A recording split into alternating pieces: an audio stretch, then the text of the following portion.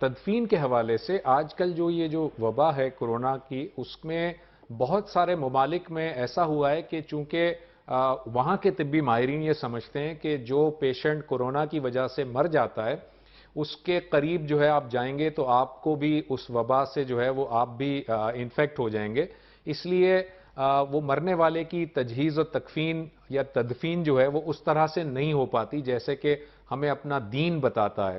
تو اس طرح اگر کسی کو جو ہے وہ ایسی پلاسٹک میں یا کسی چیز میں ریپ کر کے اور اس کو دفن کر دیا جائے تو یہ کیا ٹھیک ہوگا؟ کیونکہ ظاہر ہے جو مرنے والا ہے اس کے بھی تو حقوق ہوتے ہیں کچھ۔ یہ اس کا حق ہے کہ ہم اس کی تجہیز و تکفین کریں، ہم اس کو سلیقے کے ساتھ اللہ کے ہاں جانے کے لیے تیار کریں۔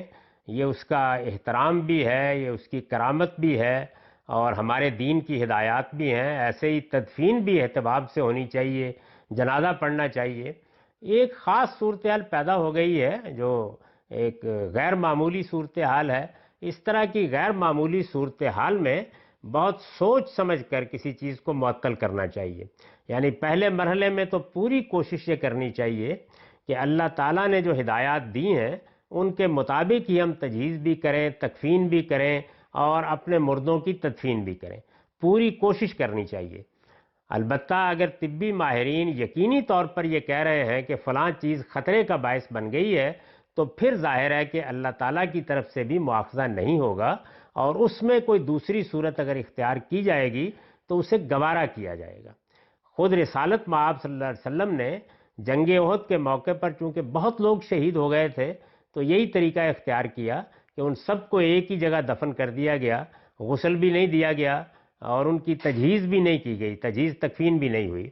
تو یہ حالات کے لحاظ سے ہے، تاہم اس کا یہ مطلب نہیں ہوتا کہ بس حالات ذرا سے خراب ہوئے اور آپ فوراً آخری صورت میں چلے گئے۔